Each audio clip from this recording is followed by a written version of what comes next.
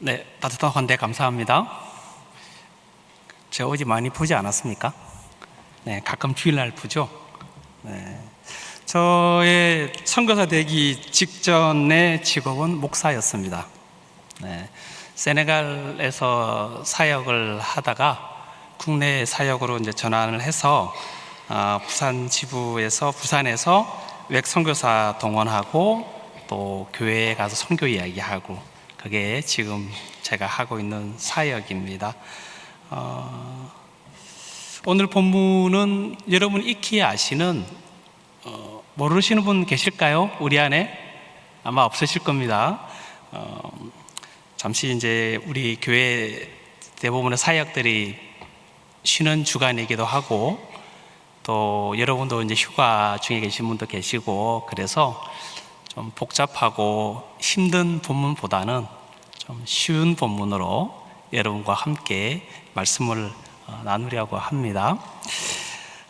우리 오늘 본문을 통해서 첫 번째 살펴보고자 하는 것은 예수님을 더 알고 싶어하는 어린아이의 태도에 대해서 먼저 말씀을 나눠보겠습니다. 이 소녀는 무명이죠. 이름도 알려지지 않았지만 어쨌든 예수님에 대해서 더 알고 싶은 마음이 있어서 아예 도시락을 싸서 따라갈 작정을 했습니다. 가브나움에서 출발하여 수십 리 길을 부모 없이 마을 사람들이 포함된 무리와 함께 그 여정을 떠났다라는 것은 어린아이가 가지고 있는 단순한 호기심이 아닙니다. 사람들 틈에 그냥 휩쓸려서 친구 따라 그냥 갔다면 도시락을 싸서 가져갈 이유가 전혀 없지요. 소녀는 평소 어른들에게서 들은 예수님 이야기에 놀라움과 흥미를 느꼈을 테고, 그 예수님에 대한 그분의 이야기에 대한 그것을 더 알고 싶다 하는 간절한 마음이 그 마음에 생겼을 겁니다. 그 마음 속에 예수님을 향한 사랑과 존경심이 자리 잡고 있었기 때문에 사실 아이가 결심할 수 있는 그 정도를 넘어선 큰 결심을 하게 만든 것이지요. 그래서 이 아이가 예수님과 함께, 많은 사람들이 주변에 있었겠지만 함께 길을 걸으면서 자기가 평소 존경하고 또 기대하고 보고 싶은, 여러분 아이들 마음 아시잖아요. 자기가 갖고 싶은 것을 가지면 한동안은 그것만 매달려 살잖아요. 이 아이의 마음이 그랬을 것 같습니다. 그 길을 걷는 동안 예수님의 그 얼굴, 또 그분이 기도하실 때에 병자들이 낫는 기적, 또 그분이 말씀하실 때에 그 사람들의 울려지는 그 울림들, 뭐 하나 놓칠 수 없는 그 놀라운 시간들을 이 소녀는 가졌을 것이라고 생각합니다. 사실 그래서 저는, 제가 나중에 천국 가면 보고 싶은 사람이 몇 명 있거든요. 그 중에 한 명이 이 소년이에요. 어떻게 생겼을까? 그때 정말 당신의 마음에 무엇이 있었을까? 어떤 마음으로 따라갔는지, 그때 만난 주님은 당신의 10년 가운데 어떤 분이었는지 한번 묻고 싶은 마음이 있어요. 그래서 그렇게 해서 이제 그 주님과 함께 행복한 시간을 보내는데 이제 문제가 하나 생겼습니다. 먹을거리지요. 여러분, 아무리 좋은 것이 있고 아무리 행복하고 아무리 풍성해도 먹을 게 떨어지면 불편합니다. 불편합니다. 심하면 싸우고, 그죠? 모든 것이 다 좋아도 경제가 받침이 되질 않으면 욕을 하듯이, 다 좋은데, 말씀은 정말 좋은데 먹을 걸 안 줘. 마음이 힘들어지지요. 이 저녁 식사 문제로 제자들이 한참 고민을 할 때 예수님께서는 이미 어떻게 하실지를 알고 계셨습니다. 우리 요한복음 6장 6절 이런 본문이 나옵니다. 친히 어떻게 하실 것을 아셨다라는 말씀이 나옵니다. 이 말씀은 원래 다른 계획이 있었는데 오병이어가 오니까 내 계획을 바꿨다, 이런 말이 아닙니다. 이 말은 글자 그대로 예수님께서는 소년이 당신에게 바칠 것을 알고 있었다는 사실입니다. 그리고 예수님은 그 바쳐진 것을 통하여 어떻게 역사하실지 다 알고 계셨다는 사실입니다. 소년은 예수님 드시라고 자신의 도시락을 드렸고 예수님은 기쁘게 받으셨습니다. 이 부분이 참 중요합니다. 소년은 다른 사람을 생각하는 것이 아니라 예수님만 생각했습니다. 그의 관심과 사랑의 대상은 오직 예수님이었습니다. 그리고 소년은 인색한 마음이나 억지가 아닌 정말 그 안에서 우러나는 진실된 기쁜 마음으로 자기가 가지고 있는 것을 나는 정말 이것은 주님께 드리면 좋겠다, 그리고 주님이 기뻐하실 것 같다 라는 그 마음의 소원, 그 소원으로 주님께 드린 것입니다. 여러분, 하나님께서는 우리에게서 강제로 무엇인가를 가져가는 일은 절대 없으십니다. 사람의 자유를 결박한 상태에서 내놓으라고 강요하는 법도 없으십니다. 오직 하나님과 나 자신의 진정한 관계와 교제의 정신에 합당한 그 자원하는 마음을 가지고 내가 드리고 싶은 그것을 주님께 드리는 것입니다. 이러한 정신이 깃든 것이 하나님의 손에 들어가면, 연락되면 하나님 나라의 거룩한 역사에 커다란 의미를 가지는 것입니다. 소년을 기쁘게 받아주신 하나님의 은혜는 그 소년 한 사람에게만 머물지 않고 온 공동체의 기쁨으로 흘러갔습니다. 구약에 화목제라는 제사가 있습니다. 이 제사는 제물의 일부를 하나님께 드리고 나머지는 제사에 참여한 사람들이 함께 식사하고 교제하는 자리였습니다. 이처럼 하나님의 공동체는 하나님이 주시는 참된 평화, 기쁨, 화목을 누리는 곳입니다. 죄 사함을 받고 그 기쁨이 충만한 자들이 모여서 하나님을 즐거워하고 함께하는 사람들과 화목으로 그 기쁨을 나누는 것이 화목제 제사의 깊은 뜻입니다.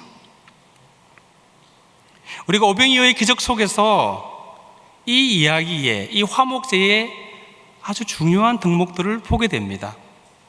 그들은 단순히 배불리 먹었을 뿐만 아니라 하나님의 영원한 생명과 풍성한 체험을 함께 경험한 것이었습니다. 우리 참된 그리스도인의 특징에 항상 9가지, 성령의 9가지 열매가 나타납니다. 이 성령의 9가지 열매는 우리의 신앙에서 우리 자신의 것이고 우리의 삶입니다.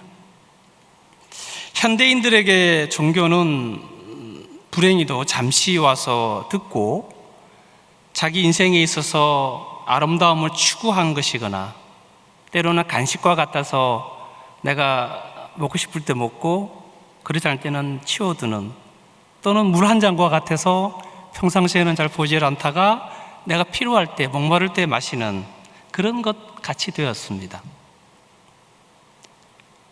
때로는 자신의 영혼을 바치지 않고도 믿는다고 말하는 사람들이 있습니다.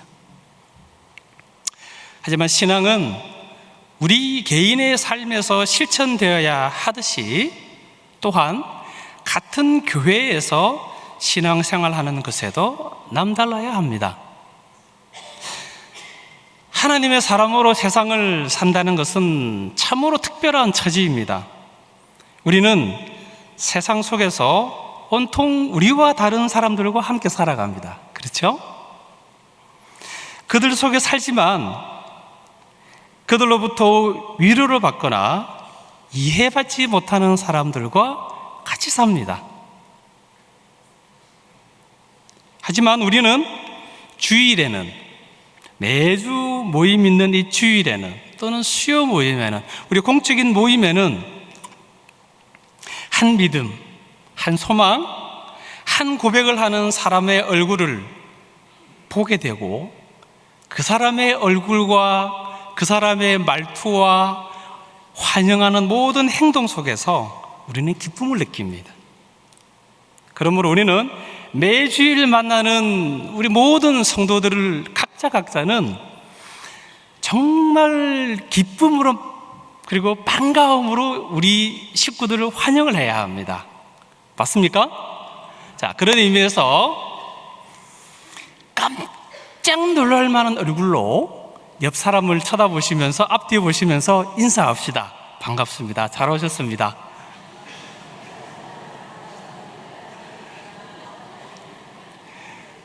여러분, 우리의 이러한 모습은 예수님을 안 믿는 사람들은 할 수가 없는 것들이에요. 같은 웃음을 짓고 같은 말을 할 수는 있지만 뭐가 빠져 있습니까? 예수님이 없잖아요.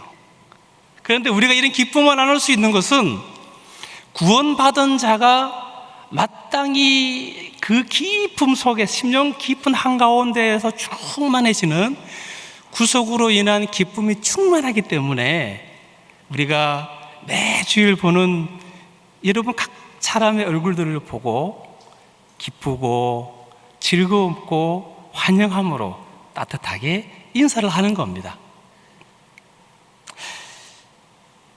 그런데 불행히도 현대교회의 성도들의 많은 사람들은 저를 건들지 마세요. 혼자 알아서 할 테니까 좀 내버려 두세요. 내가 듣고 싶은 것을 듣고 싶을 때 내가 듣고 싶고, 내가 말하고 싶을 때 말할 테니까 내 삶에, 내 신앙에 개입하지 마세요.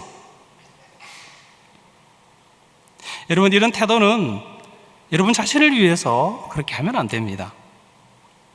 여러분이 하나님의 사람이면서 같은 신앙인들을 반가워하지 않고 신앙을 여러분의 인격과 삶에서 실천하기를 싫어한다면 그것은 하나님을 모독하는 것이고 그분을 모욕하는 일입니다. 왜냐하면 하나님은 여러분들을 위해서 당신의 아들을 보내신 분이기 때문입니다. 그분이 이 땅에 아들을 보내실 때에 하나님이 잘못하셔서 빚진 자의 심령으로 보내신 것이 아닙니다. 죄는 우리가 지었으니까. 그런데 그걸 풀 수 있는 분이 그분밖에 없다는 사실입니다. 그분을 의무감으로, 그분이 그냥 내가 할 수는 없지만 내가 저 사람들 내 수족으로 부려 먹어야 하니까 내가 어쩔 수 없이 하겠다, 그런 마음이 아니었습니다. 오직 그 사랑 하나로, 내가 진실로 살아가는 그 사랑 하나로 주님은 자원하여서 당신의 아들을 이 땅에 구속의 제물로 보내신 것이고, 그것이 화목 제물이 되어서 오늘 우리가 이 기쁨을 함께 누리고 있는 것입니다. 로마서 8장 32절에 자기 아들을 아끼지 아니하시고 우리 모든 사람을 위하여 내주신 이가 어찌 그 아들과 함께 모든 것을 우리에게 주시지 아니하겠느냐. 그래서 교회의 모든 활동에 참여하는 것, 우리가 수고하는 모든 것은 우리 신앙의 동지를 향한 내 기쁨의 표현이고 수단이 되는 것입니다. 이것은 여러분의 책임이고 권리입니다. 봉사하십시오. 예수 믿는 재미는 봉사하지 않으면 모릅니다. 내가 믿고 가지고 있는 것을 구체적으로 표현하는 그 수고를 할 때에 내 안에 있는 기쁨이 나도 모르게 커져가고 그것이 남들에게 전염으로 흘러갑니다. 좋은 세상을 만드시는 것이지요. 여러분, 교회는 여러 가지 봉사의 자리들이 많이 있지요. 주차, 각종 위원회, 주방, 국내 선교, 해외 선교, 또 교사, 기타 등등 있죠. 그렇게 함께 구제하고 함께 걱정하고 의논하고 참여하면서 우리는 사람들을 섬깁니다. 그리고 그 섬김을 통하여서 하나님을 섬기는 것이지요.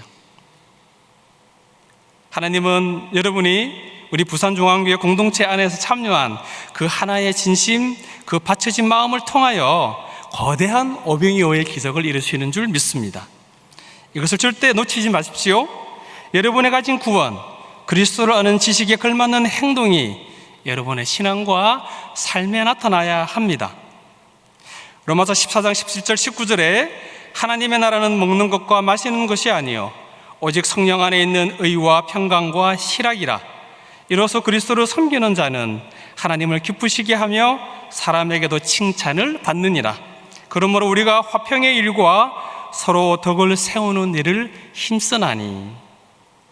하나님 나라의 기쁨은 우리가 세상에서 받는 상처, 비난, 외로움, 불공평보다 더 큽니다.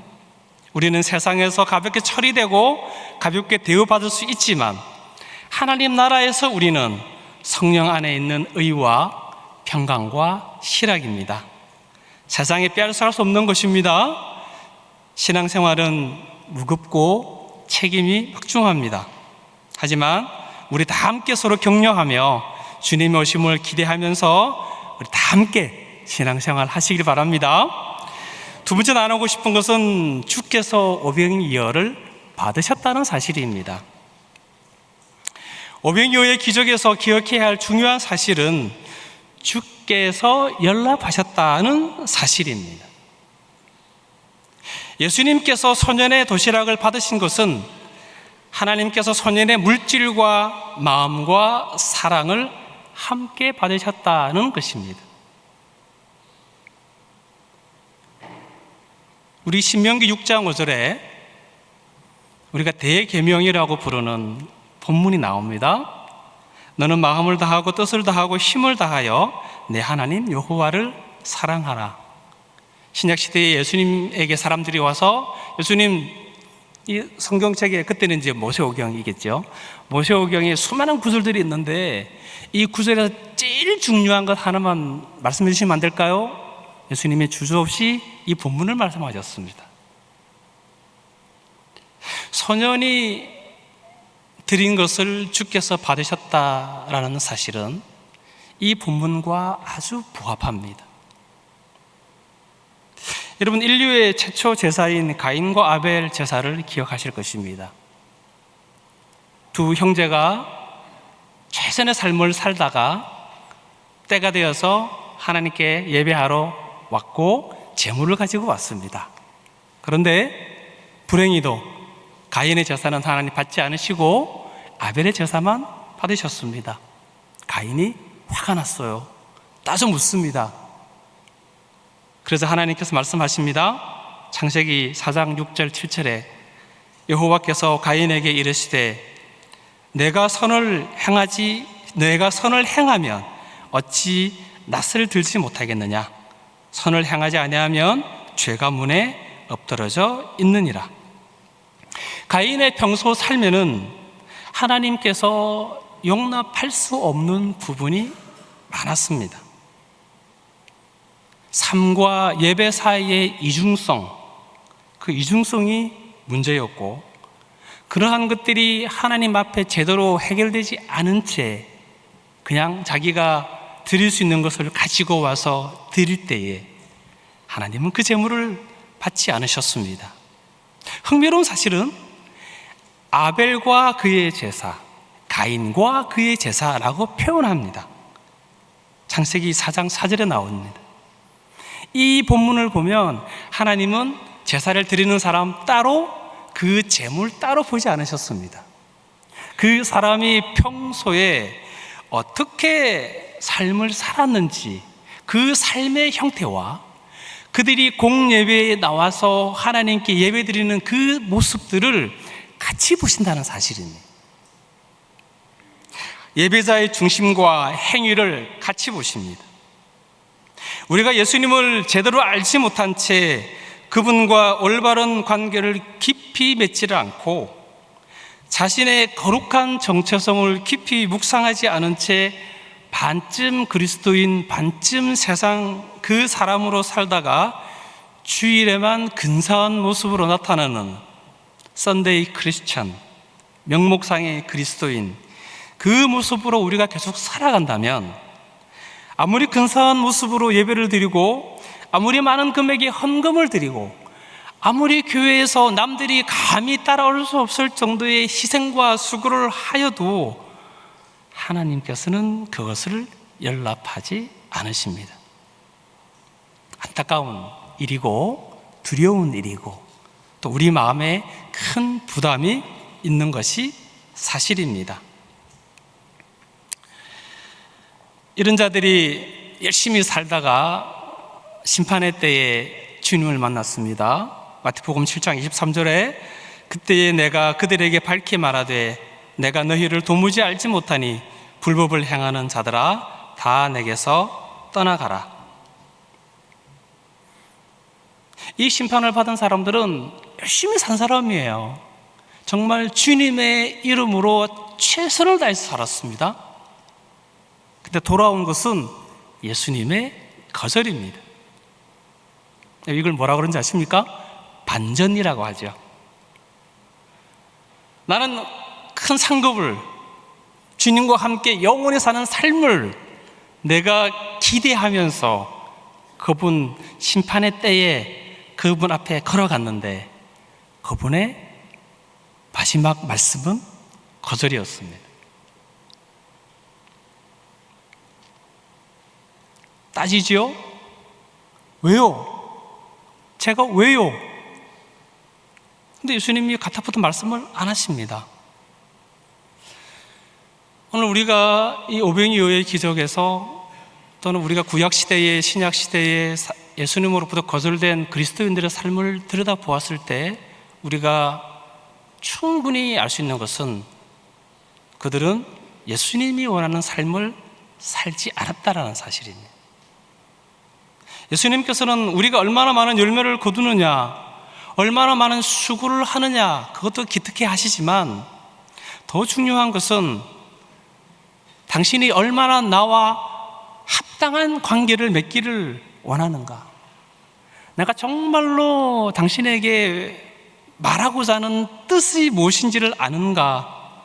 그 뜻에 순종하여 거룩과 믿음과 희생과 교제의 그 삶을 살았는지 그것을 보신다는 사실입니다.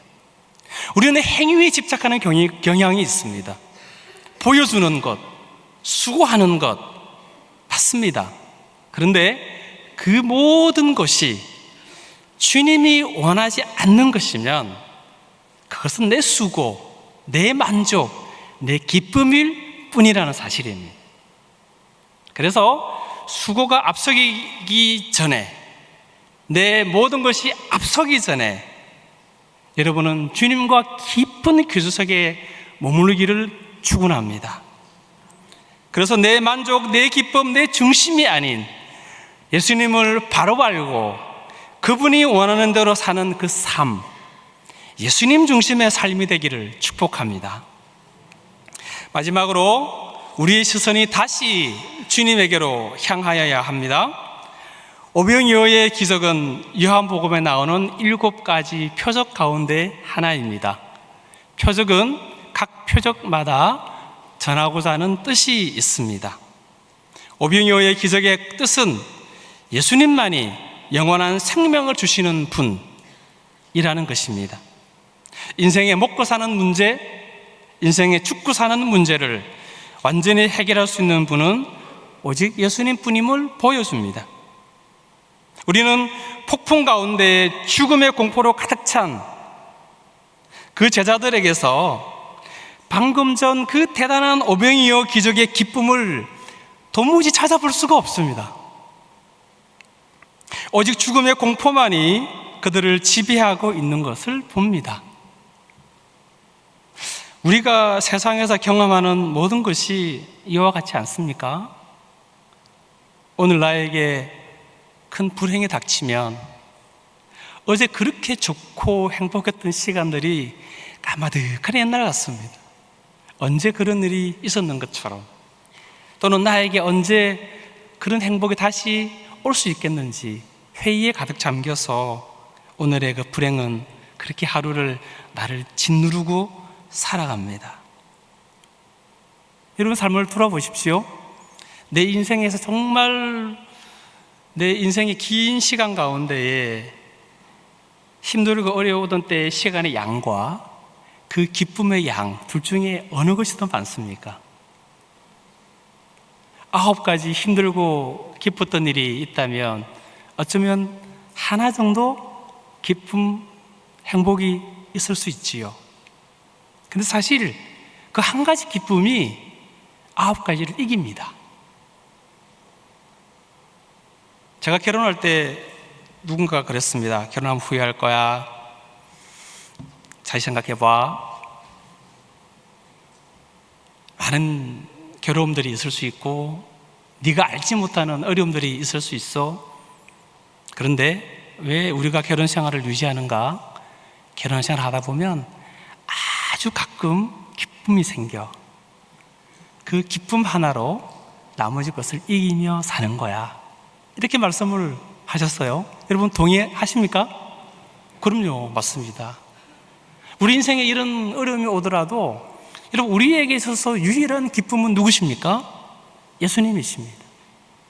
때로는 그 예수님이 나한테 없는 것처럼 보이고 나를 멀리 떠나 계신 것처럼 보일지라도 어느 순간 보면 늘 여기 계셨어요. 늘 우리에게 기쁨을 주셨어요. 늘 그분은 어제와 오늘이나 내일이 변함이 없는 그 모습으로 늘 나와 함께 하셨음을 봅니다. 그런 예수님이라면 달라집니다. 그런 예수님이라면 우리는 달라집니다. 그러므로